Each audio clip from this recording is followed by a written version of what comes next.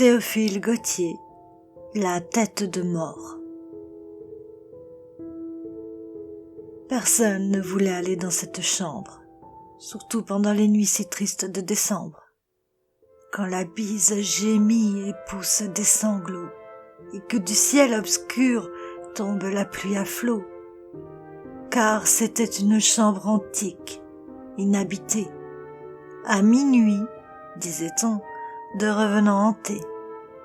Une chambre où les haies du parquet désunis s'agitent sous vos pieds, où le plafond jauni se partage et s'écroule, où la tapisserie à personnages tremble, et sur la boiserie ondule à plis poudreux au moindre ébranlement. On en avait ôté les meubles, seulement, entre de vieux portraits, un crucifix d'ivoire avec du buis béni, sur une étoffe noire, pendait du mur. Au bas, en guise de support, on avait mis jadis une tête de mort. En me ressouvenant des fables qu'on débite, enfant, je croyais voir au fond de cette orbite que l'œil n'anime plus de blafardes lueurs. Et quand il me fallait passer là, des sueurs m'inondaient, tour à tour brûlantes et glacées. J'aurais fait le serment que les dents déchaussées de cet épouvantail en ricanant grinçaient, et que confusément des mots s'en élançaient.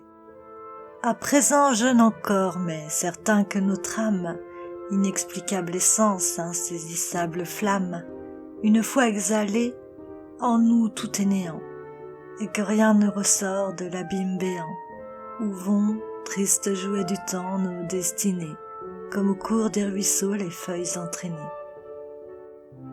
Sans peur, je la regarde et je dis, quelques ans, que sais-je, quelques mois, un espace de temps beaucoup plus court, demain, après-demain peut-être.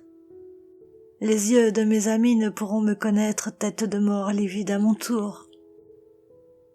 Celle-ci est celle d'une femme autrefois morte ici, dont voilà le portrait qui, dans son cadre, semble vous regarder, sourire et remuer.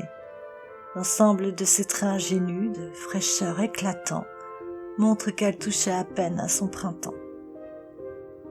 Pourtant elle mourut. Bien des larmes coulèrent sans doute à son convoi, bien des fleurs s'effeuillèrent sur sa tombe, tribut de pieuses douleurs sans doute. Mais le temps sait arrêter les pleurs, et des premiers chagrins l'amertume passée, bientôt l'on oublia la belle trépassée. Belle, qui le dirait? Où sont ses cheveux blonds qui roulent vers son col si soyeux et si long? Cette joue au contour ondoyant aussi fraîche qu'au beau soleil d'été le duvet d'une pêche.